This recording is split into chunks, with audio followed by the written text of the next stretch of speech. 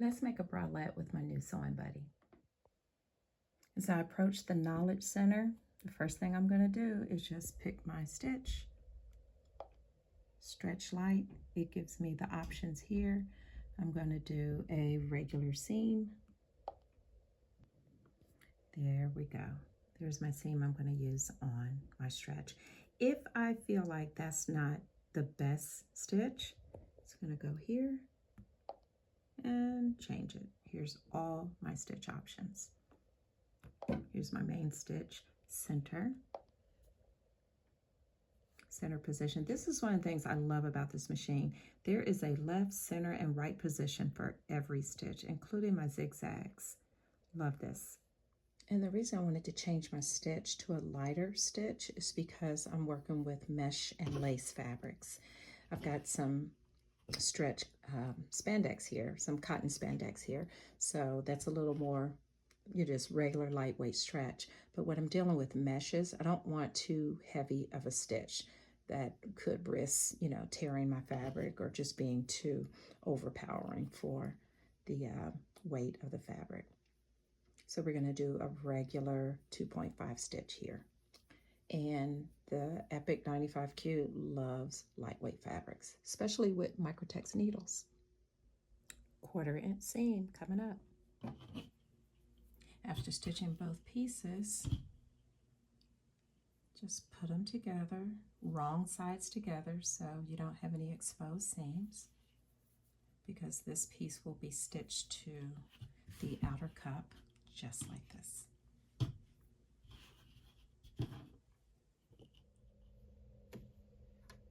I will typically make sure that I lower my differential feed attachment because it acts as a walking foot. For those of you that use the walking foot, this is internal. So with bra making, you're typically working with layers, light layers, different fabrics and everything, and this gives a really even movement of the fabric through the needle.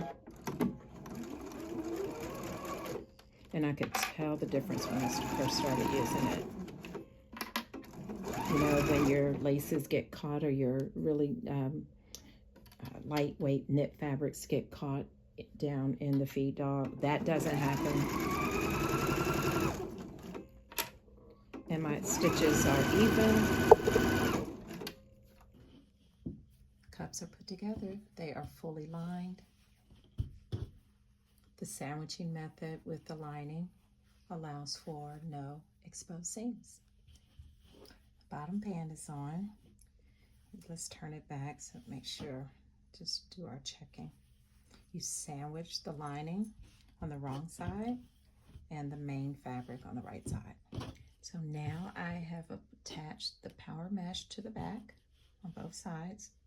It's just a straight right sides together, and sometimes there's no right or wrong side to the mesh, okay? Most times there isn't.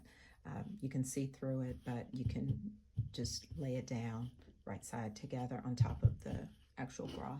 And so the technique for putting elastic onto the garment is, let's start with, there's a plush side and an elastic side.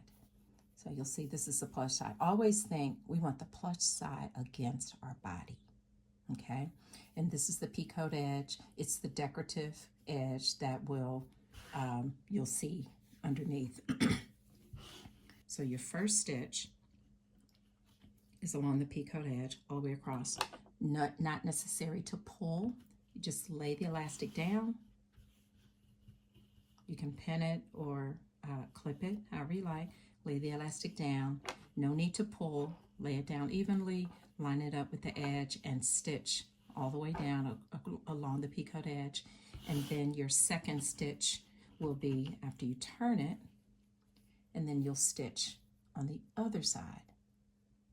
You can top stitch if you can see through it, okay, or you just stitch on the elastic side and you're going to stitch on the other side. So what will happen is you have one stitch over here and one stitch here. Another popular stitch that I use in bra making is, particularly when it comes to elastics, is the 3-step zigzag. So I just press the button and there it is. It also uses the differential feed. so I keep it down as well. After selecting my 3-step zigzag, the default width is okay with me. This is because this is my first pass. And I'm not pulling the elastic. No pull, not necessary to pull, just lay it down. So here's our first pass. And now I'm going to turn it to the inside and fold it under. And then you're going to stitch another 3-step zigzag or regular zigzag on this side. There you go. Straps. It's called satin elastic because it's satin on one side and like a little plush on the other side. Again, plush goes next to your body. Now follow the measurements on the pattern, but right now I'm going to do 15. I'm going to do 15 inches for each of my straps because what you want to do is put rings and sliders on them. So here's your one piece of elastic. The rings and sliders come the same size as the strap. So this is a 1/2 inch strap. This is a 1/2 inch ring and slider. Okay. So the first step is you're looking at the satin side always. Slide it into one side of the slider and then fold it over. You've seen these all your life. This could be your first time creating one, but you kind of know how it goes. I can get it in here. It's like all these fiddly little parts. Okay, and then just slide it over like that. Bring it up just a little because you're going to stitch. Fold it down and you're going to stitch right across here. If you have a problem with your foot on the sewing machine, use a zipper foot because that allows you to get really close. You can use a straight stitch at this point. Okay, because it's not going anywhere and straps are very stable. So you can use a straight stitch here. Here's a tip. After you've put the slider on, there's a satin side. Fold it down. You've probably put them on before where they slid like that. Here's a tip. Put it under the foot. I keep my needle in the right position so I don't have to worry about hitting the ring with my foot. So this is my regular foot and I'm doing a straight stitch. Lower the needle down into the center of the strap. Don't start at the edge because what will happen is elastic, it pushes, it pushes itself across and that's how you get that, that sideways. So lower the needle down into the center and then go backwards or forwards, whichever direction, and it stays straight. I usually go over it a couple times. See? Just a little tip. Got the sliders on. Now take the rings and just slide them onto the other end of the strap. And you're going to take the other end and slide it through on top of the original strap placement. This allows for the adjustment. Slide it all the way.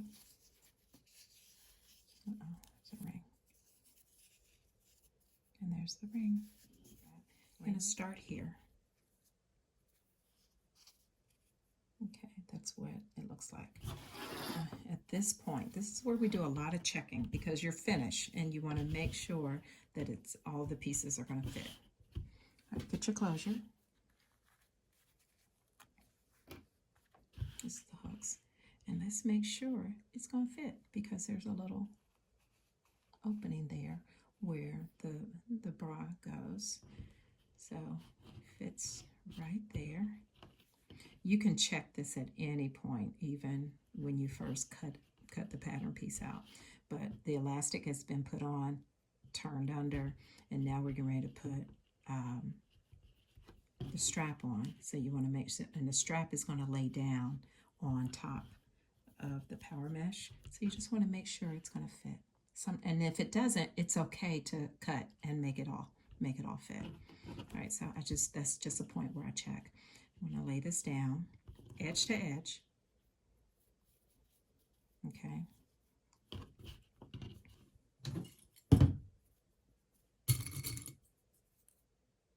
Lay it down here. And then I'm going to stitch it zigzag. You use your 3-step or your regular zigzag. Laying it down, no need to pull or anything. Stitch it along this curved edge and stop right there. Now you recognize it, right? But yeah, the eyes are on the left. Hook right. Okay, just kind of remember that. The eyes are on the left and you hook right.